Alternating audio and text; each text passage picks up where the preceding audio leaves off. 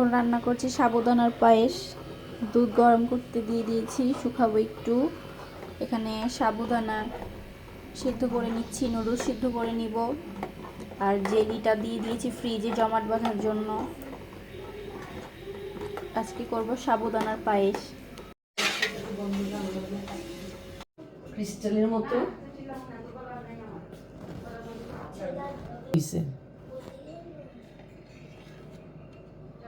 ওটা অনেক মাশাআল্লাহ, কাটার পর অনেক সুন্দর হয়েছে জমাট জেলিগুলো। কালারিং দেইনি, সাদাই বানাবো, এই জন্য কালারিং দিলে একটু সুন্দর লাগতো।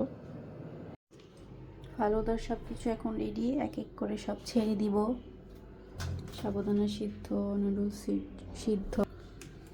বিসমিল্লাহ।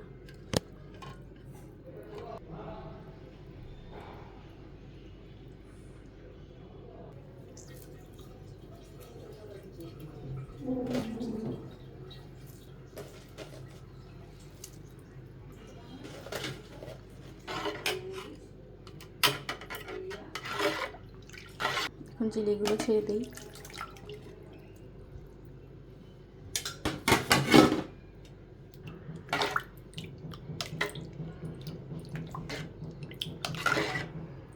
রেডি সাবুদানার পায়েস। এত ঠান্ডাটা খাবো, কিন্তু এটা ঠান্ডাই